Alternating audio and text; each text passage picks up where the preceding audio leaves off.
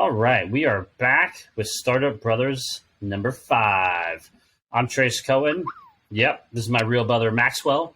I'm an investor. I'm an angel. He's a founder, CPG, direct to consumer, and together we give our insights on what's happening in the world of tech. I guess technically finance and VC, and what you don't see behind the scenes. And from our perspective, so you get the perspective of a founder going through the trenches, and you get a perspective of a world-class investor and what they're thinking and what's on their mind. Yeah, and I think what's on everyone's mind right now is basically what's going on in the economy, right? I know what I know. I know what I don't know. I know I don't know. I don't know. And so, great. Inflation's up. Prices are up because of oil, because of shipping, which we'll talk about later. And in terms of, unfortunately, lots of layoffs, people are I have layoffs.com here. Yeah, unfortunately, every day there's new layoffs that we're looking at because all these companies, startups, are doing cost cutting. But we'll start kind of like with the economy. So, great. Stonks are down, or at least they're kind of flat. We're seeing where everything's going with Powell, inflation, and rates. Mortgages, they spiked up, they kind of went down.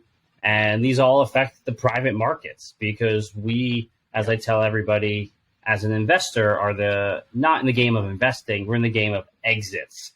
So there's been a lot of short-termism in the markets over the last few years, especially kind of during COVID. And so we've seen a lot of like Zoom went all the way up, all the way back down. But during that time, there's a company called Hopin. The only reason I bring them up is my background used to be in event tech, physical events and conferences. And so watching this company getting a lot of funding was really interesting. A lot of the people who invested had never actually been in the event tech space, which I don't recommend. Sadly, they had to lay off about 30 or 40% of their company.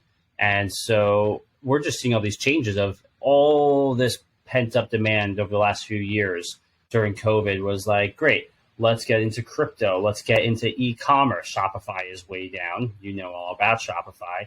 Let's get into a major event and go completely digital. We don't really like that too much. We kind of like meeting face-to-face. And we will do one of these podcasts face-to-face eventually. And then we saw just the craziness of last year and everything kind of coming to fruition now that money isn't so easy and cheap. It actually takes effort to raise capital. Now you need to show metrics. And so bringing that up in terms of metrics. It always took effort to raise capital. It was just when it was easier than usual. I remember everybody was saying, you could raise whatever you want. There's so much money out there. And, I would respond, how much smart money is out there. And how much, from an also different weird point of view, how much strategic dumb money is out there, which makes no sense, but it also makes sense when it comes to just needing a one in cash. Everybody learns. Everybody's learning. Quick trends are happening. The Island Boys, I haven't seen them in months, but they were hot. Took over the scene over for, I think 3 weeks of my life. And that's what happens, what it seems like with companies. It's about riding the momentum, but keeping the momentum going. It might slow down. It might, peak at one point. But it's about keeping the momentum and the mentality. Everybody doesn't realize as all these valuations technically are going down, we're still working every day. It's not like we stop working. Sometimes harder now. If not, we work even harder and smarter now. And so to your first point this is the best time to start learning about companies. Right. So to your first point about smart money, right? Anyone can write a check. And that's what we saw in the last year or two. And admittedly, I couldn't really help my companies that much. I'm very hands-on, but they didn't need as much help. Everything was working last year, at least until it wasn't. Jason Calacanis tweeted out yesterday, scare your investors in 5 words. So I responded back as a joking founder, I don't need your help, right? It's here's money and oh no, I'm not value add, right? We don't want to annoy you, but I'm sure some of your investors are reaching out, hey, how much cash you got? How's my money doing? How's my investment doing? And so I actually haven't made a new investment in a few months because I'm in support mode. I stopped investing a few months ago because I didn't know what my next round investors wanted. So 75% of my companies have raised follow-on capital. Yay, great. Because I knew what to kind of look for. Yes, I want to invest in profitable, growthable companies, but it's my job to invest in a company that can go raise more capital. That's the name of the game. That's kind of changed. It will come back. And to your second point, in terms of working harder, I can tell you, people are working harder right now, right? In a bear economy, bear markets, I know my founders. I'm emailing, calling, texting with my founders, and they are cost cutting. So just going through financials, actually having financials, and something that doesn't rely on just raising more capital is difficult. Their employees have to work harder because as your valuation goes up, you now have higher expectations. So you have to do more, but people are cutting back. So it's like more advertising, more networking, more content, more community, more podcasts. Why do you think we do this? Be top of mind. And then biggest point, as you said, momentum. So we always try and time fundraising around news, partnerships, hires, something else in the industry. Because once you lose that momentum and someone is like, oh, there's something going on here, okay, I'll wait, right? We don't have to invest. FOMO is kind of out. And so, I remember you always joked around that sometimes no revenue, hopium, is way better to raise capital on than actual hard revenue, right? If you have any. Yeah, half my investments are pre-product, pre-revenue because it's hopium. They're like, oh, we're going to go up and to the right. And I'm just like, I know that's not going to happen. But if you launch and it's somewhat of a dud or it hits reality of like, oh, we would have 1,000 users in 3 months and it really took 6 to 9 months. Like we kind of expect that, but you can actually potentially raise more at a higher valuation, pre-product, pre-revenue. It's that kind of inverse, like freakonomics. And so that momentum is huge. And proving you could have a great product, great idea, great execution. But the craziest part is I remember the first container we brought in of peel-aways at the time was a fresh sheet. Everybody's complimenting the product. Everybody's coming up with wonderful uses for the product that makes sense, not just hopeful uses. And then when it gets here, now I have to sell it.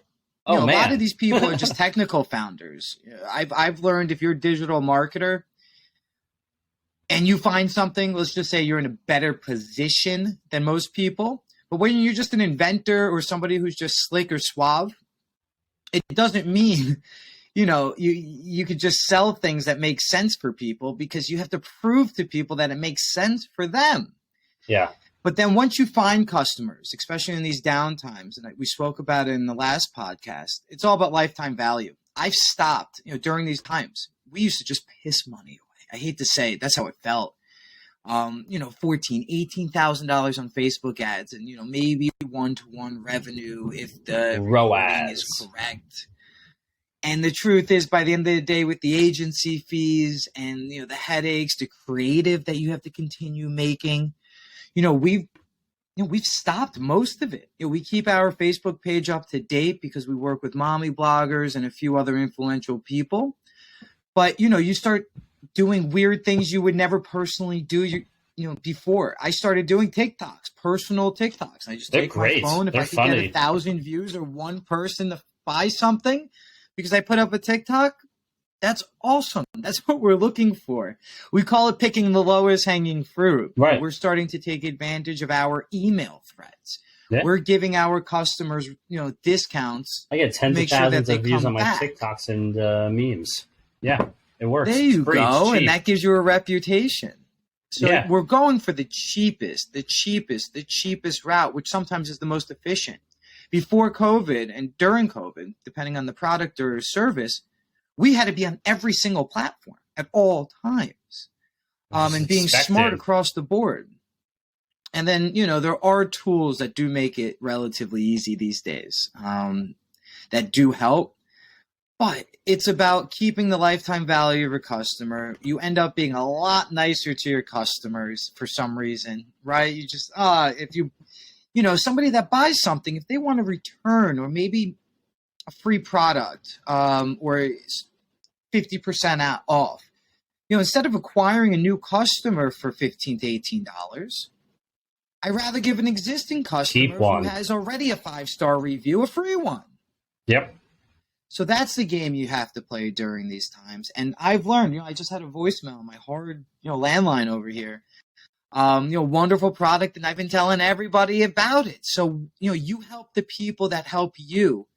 And there's no one better than a paying customer.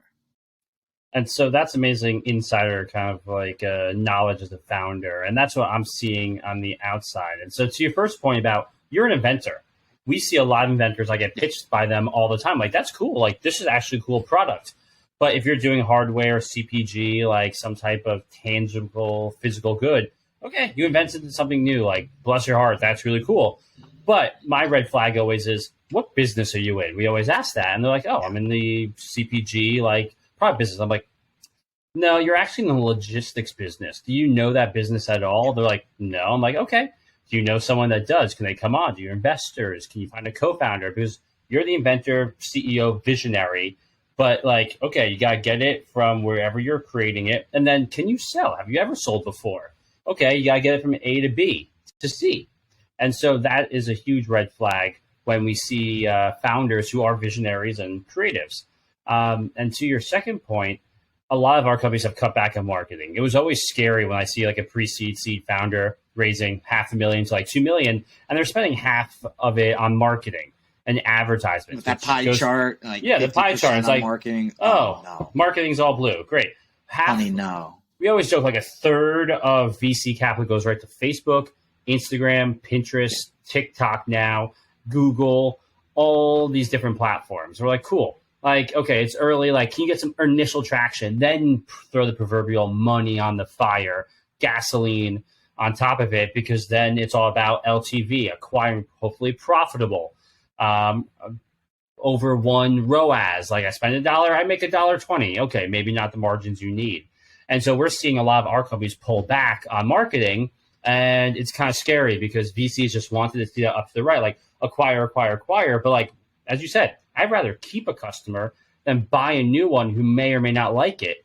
And so now we're actually seeing like organic marketing or more thoughtful, more targeted means instead of just, as you said, spray and pray. Like, we saw people like, I'm going to experiment $20,000. I'm like, that's 5 to 10% of what you just raised, and you just spent it on the weekend.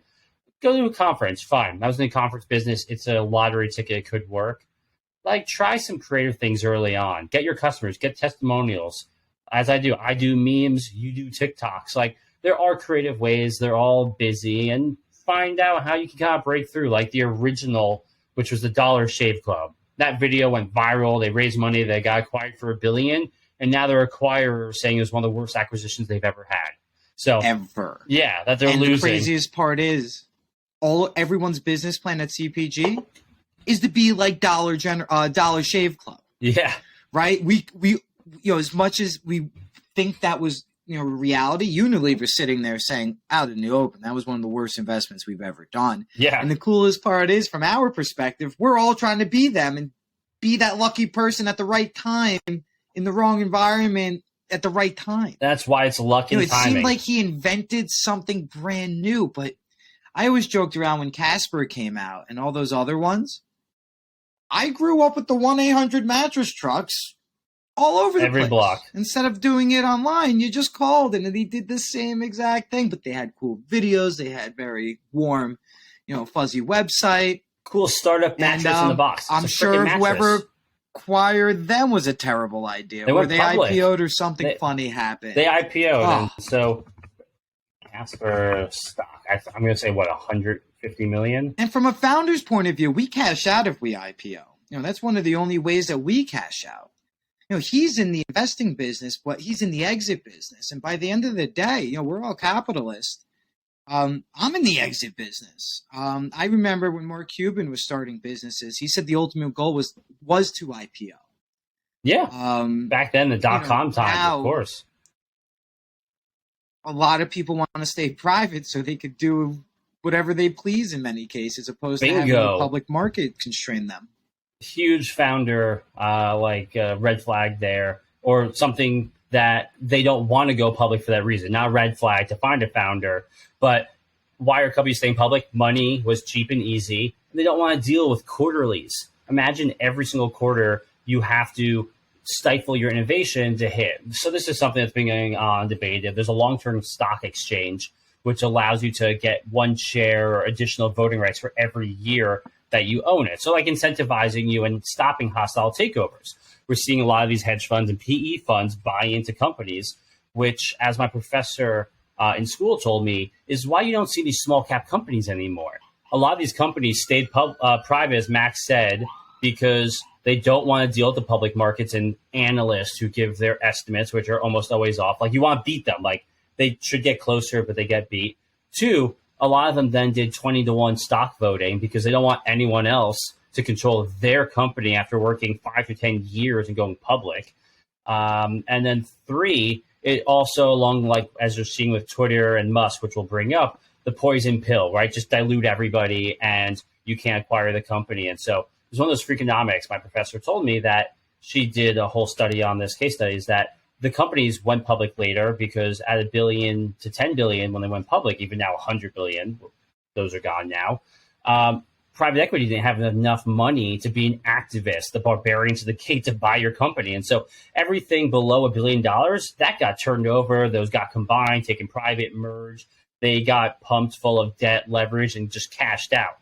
That was someone's job. You invest in like a hedge fund or these activist funds, like they're really good at their job. They know how to make money. So there are pros and cons to it. I always wondered, how does somebody take over a business they have no idea what they're in? I'm in the textile business, and luckily, the more business you do, you become a logistics company in many cases. But by the end of the day, when you have at least a churn, say $50,000 to $100,000 consistently a month in sales, you're just a numbers business. Yeah. It doesn't even matter what you sell anymore. You live in Excel. It's just you have to do it right. Excel's the biggest company in the world. Pushing the price. The crazy part about Excel, even Microsoft Word, I watched when it originally came out, back, I think in the 70s or 80s. They acquired it. They didn't even invent it. Same thing. It's the exact same platform, the exact same equals sum, exact same capabilities. It's the wheel. It just shows it's a loaf of bread. Talk about a wonderful subscription business.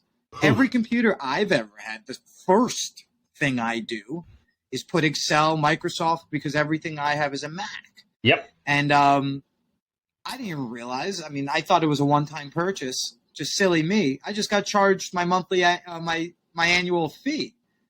What a good business to be in. And then truth be told, if any subscription that I use, that I pay for, it's the number one that I use. Right. So tell me more about the financials in the business. So you're on Amazon, you're on Shopify. You just had one of your best days just because you're actually growing and we know all the numbers, but you also did Prime Day. And so how do all these like big sales days work? We're in a decent position because our supply chain is just a tiny bit delayed. We'll get into that. I actually have my Chinese manufacturers for the second time send the product to me on their behalf because they had cheaper shipping rates than I have, and we have a wonderful relationship with them. So, I said, I'm very honest. I said my shipping was this much, and they said, oh, we got it for this much. And, on Amazon and our website and a few other retailers and distributors that we sell with, it gets very hard. I've had to cut off essentially everyone that we drop ship for because I need to switch my pricing on the fly. And drop shipping is direct from factory to their warehouses. It's a little bit different. I bring it in the U.S. One of the websites that sells my products sends me a purchase order, and I fulfill it for them. Right? My warehouses automatically do it, but then it's one more step where I have to put in the tracking numbers into their EDIs, and so it goes to their customers. And it was just getting more and more frustrating because their customer didn't receive it, but then whose fault is it, right? I did everything perfectly. But the biggest part of it is, Amazon and our personal website is we can control our pricing destiny in these circumstances of times where I pushed my price up, anybody that's listening, up to 20 to 25% since COVID started. And this is something we'll also bring up. Will I ever go back down if my prices go down?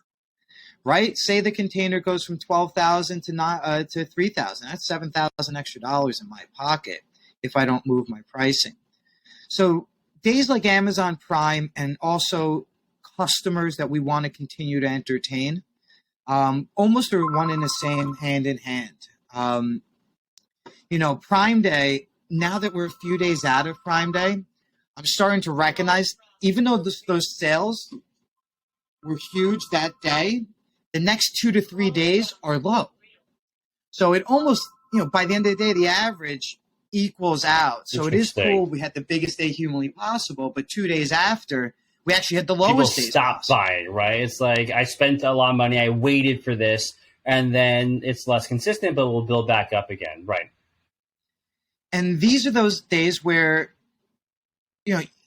I was waiting for the data to see how many new customers we acquired, right? It's almost like a sample trial. It was like the original Groupon, right? Off. They would send you all these people, you lose so much money, it destroyed businesses. But if you're in a business that has lifetime value or is a repeat purchase, those are the instances you have to take advantage of. People are on Amazon to shop. People are on Amazon to find a deal. You could buy my products on Walmart.com, but you have to pay shipping. You go to Amazon, you don't have to pay shipping. My website, over a certain amount, you don't pay shipping. But if you just buy one at a time, you're buying shipping. So what I've noticed, and the two different game plans are, my website has heavy discounts because I want people to buy in bulk and to subscribe.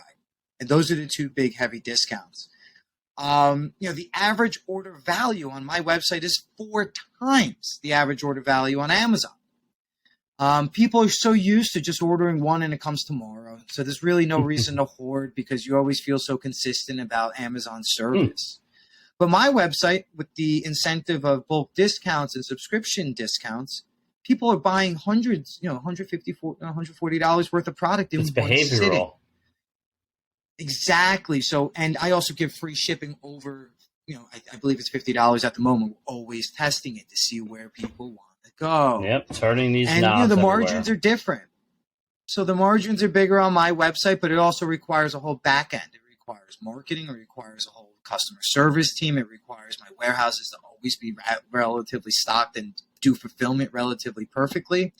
And then those prices are going up across the board to the point where I just, looked at my Amazon page and somebody was asking about measurements, the dims of the sheet, what size is what. And we had a little bit of confusing outlook, and I see why he was confused. But, say somebody orders the wrong size. Now what? From my perspective, in this day and age, I just tell them to keep it and I'll send them a new one. Yep. That return label is $13. And then what do you do with it? What do I do? Half it's probably ripped up, and the mail beats it up so much anyway. Even if it wasn't open, the package is just not usable. And they're so happy. So I just tell people I just eat the cost. You want to keep that customer happy, and the truth is I have to spend 8 minutes to get a return label. I got to remember the person's email, and then that person has to execute. Right. And the worst part about returns is until I get the damn return, I'm not refunding you. So I've just cut it. As long as my returns are under my 5% allocated threshold, which they are hovering around. Yeah. I just say eat it, take it. We see a lot of startups like 5 to 10% just kind of write it off. Keep you happy. Right. We expect like 5 to 10% like write-offs, kind of in that customer success area, because like it was damaged, it never came, you used it improperly, you ordered the wrong one, and we're just like, keep it. We'll keep you happy. We'll send you a new product, and we'll keep you as a customer. And so I always have friends like, oh, they just said keep it. I'm like, yeah, that's a great policy to have as long as it makes sense.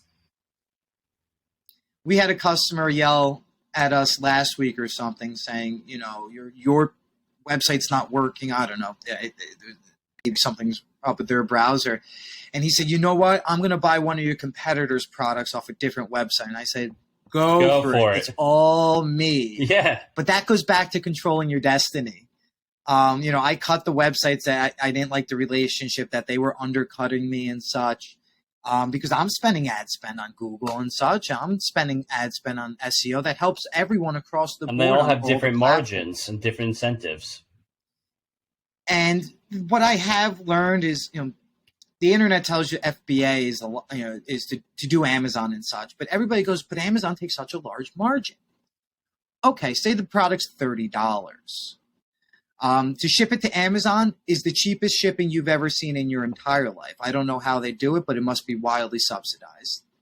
The customer service that comes with it, and then the one-day shipping. So say I walk away with $10, and then, my cost of goods is $4.50.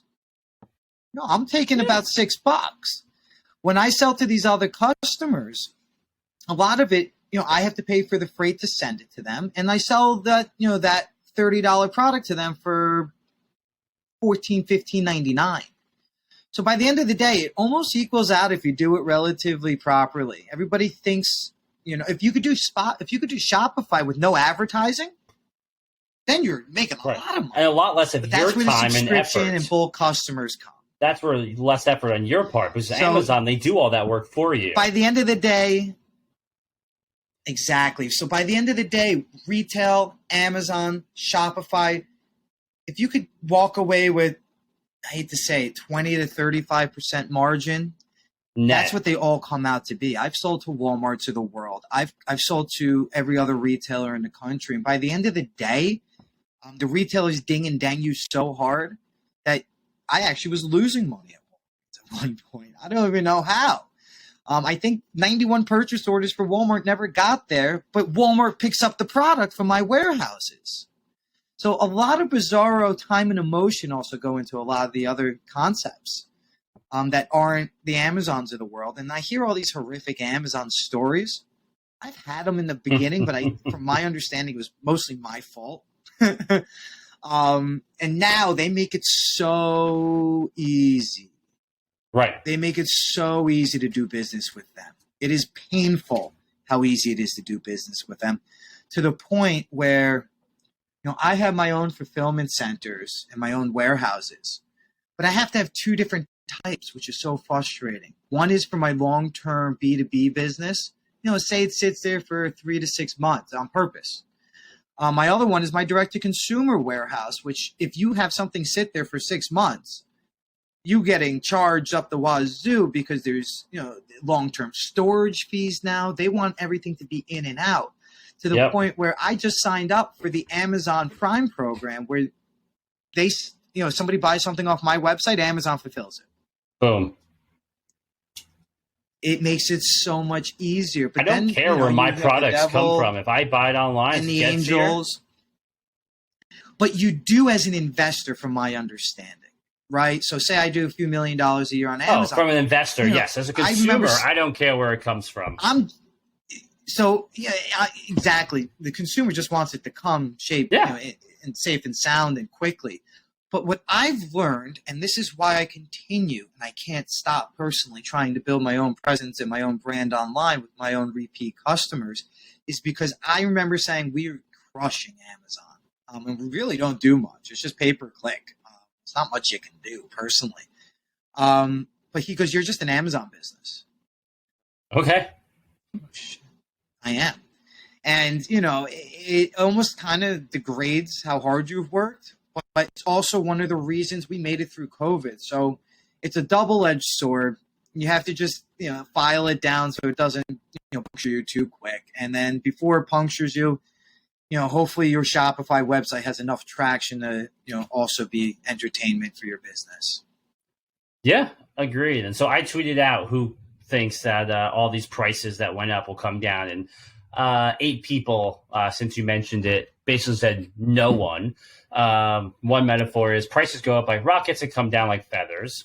Yeah, I don't expect it, right? As long as the customer is going to pay it and willing to pay it, and hopefully wages go up and unemployment stays low, great. We'll figure out this new world. Also, everything you described is one reason that I'm probably going to stay away from CPG direct-to-consumer moving forwards. But even though some of my best investments are CPG direct-to-consumer, so I can't bash on that at all. Like Phi,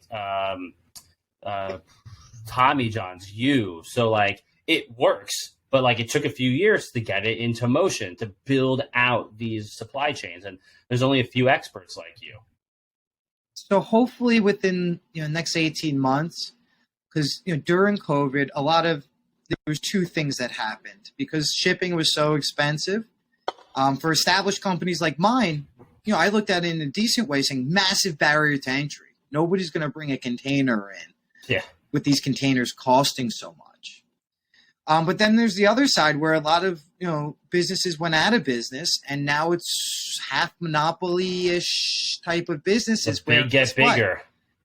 That price won't go down because there's nobody competing against it. So that's why I said 18 months. Whether it's the deodorant companies, the face cream companies, car companies, hopefully there's new competition with smart, strategic, bootstrapped, at least notion, execution. Because I've learned conglomerates were becoming conglomerates anyway. I think it's going to happen. I think there's 9 companies in the CVS that own everything. 90% of the merchandise. Yeah. And Johnson it's fascinating when you see that tree that they own the cereal company, they own the foot fungus company, they own all of them. And guess who's not going to lower their prices anytime soon? Those companies, because there's no direct competition. And I'm in a fortunate position where ask me that question. Oh, here we go. Will I lower my pricing? So I got it here. I hate to say it. It's I won't lower my pricing. Nestle's, they own a lot. Pepsi is like Frito-Lay. Coca-Cola, Unilever, Johnson & Johnson, Kellogg's, Mondelez, Mars, and Dannon. They own like 80% of the market. I'll get the real percentage, but like they own everything. Yeah. It was really interesting. Like Budweiser, they own Blue Moon. And when we were playing in the soccer league, whatever, the U.S. was playing Blue Moon, I was like, yay, let's support America and like don't drink or support Belgium. And we're like, yeah, okay, get your Blue Moon. Like, let's support them. We're like, that's Anheuser-Busch, which is now InBev overseas. Like, you have no idea who owns anything. It's really interesting. And do you really care where it comes from? One of our investments, like the long tail creator economy and CPG, we just discussed some of that. But like this company, Pop Chew, they give creators of food brands, and they work with restaurants, 100 plus right now, all around the country. And you can order it from their website, like Max's Burger, or like Trace's Hot Dog, or My Special Sandwich. And it comes from a restaurant, gets delivered to you, like a ghost kitchen. You don't care where it comes from. I just want to be able to order it, and it gets shipped to me. As long as it's good quality, I like the experience, I'll go back. Like all these ghost kitchens, you're seeing like the fronts, but you can't actually eat in there. That's the type of world that we're moving into. It's more brand loyalty, brand conscious. We're buying with our wallets companies that are climate conscious that I like. I enjoy that has a brand. Max is funny, has TikTok's great. I'll buy from him over somebody else. It's all, about LTV and keeping your customers. It's getting harder and harder these days. You got to be everywhere. Yeah, and it's about ABCD testing. I put up a ad the other day, 2 competing ads. One had a Shark Tank reference. That one destroyed the other ad. And I've always, my whole career, just have avoided it. Don't ask why. It just is what it is. It's one of those motivational things that you kind of keep on the side. And you know what? Now we're exploiting it because we're half desperate. Yeah. And it's working. And sometimes being desperate, creates success. I don't know how else to put it. I know those 2 words don't sound like they go in the same sentence. Yeah. And then, when people are laying off employees, we have to work harder. That 30% that got laid off, somebody has to take that workload, right? Yeah. And then keep the expectations everybody just still as wants high. to grow. Exactly. See what I mean? It gets very, very difficult. But there are many instances, and I've heard from so many people, just some of my friends as well. Their jobs are kind of bougie, a little bit easy, I'm not going to lie. And so maybe there is more time for them to do things. I have one out of every 5 of my friends are those people that are working constantly all day, all night. But the other 4 out of 5, it seems kind of easy. And, and as a founder, sometimes you get jealous. You're bringing in a lot of money.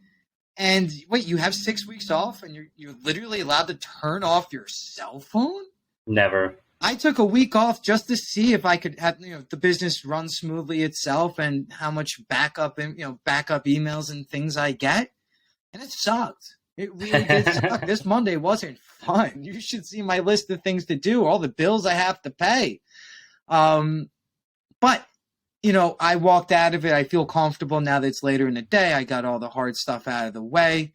But there's still a lot of things that I'm not familiar with in business, and it hasn't, I can't specifically talk about it. I've never been in debt.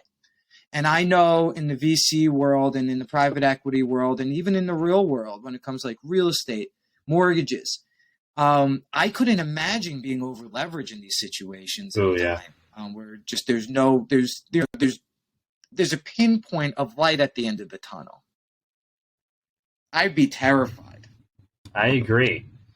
And so that kind of covers everything for today. This is definitely founder heavy because that's exactly what all these founders need right now. I'm in support mode. Everybody else needs as much help as possible. And so we always like, hey, how can I help? If you see the founder still alive now, give him a hug. 24 Seriously. months. But we made it through, people. You have no idea. I want to say that, I don't want to be a sob story or even like a tap on the back story, but holy cow, we got through this. And with the help of our investors, with the help of our best customers as well. Yeah. Loyalty pays off because you put in the work to make it possible. And yeah, we help those that we want to help. That's basically what it comes down at the end of the day. I want you to be successful. I invest in you because I pay to help you. That's kind of what I tell people my job is. And so now I had a terrible business deal. I remember containers being late and I used to trip over them. I used to think it was so bad. But then I'd tell my investor, I have containers late. He goes, okay. Every container. You're not alone. I can't tell you who, but now just order 15 days early. Yeah. That's how it works. And then the cash flow, and then some people, people will fund purchase orders. I promise you that. Yeah. Just happen to do that 14 to 15 days earlier.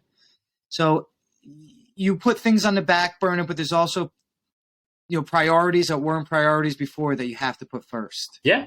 And the biggest priority is cutting every expense humanly possible without strangling yourself. So with that, we're going to end on a high note. This is episode 5. We'll be back. You know where to find us on Twitter, on Instagram, on TikTok, on Facebook. Email us, all of it. Buy products. Peel away your sheets. Yeah. Put in a plug for myself. See you next time. Later, guys.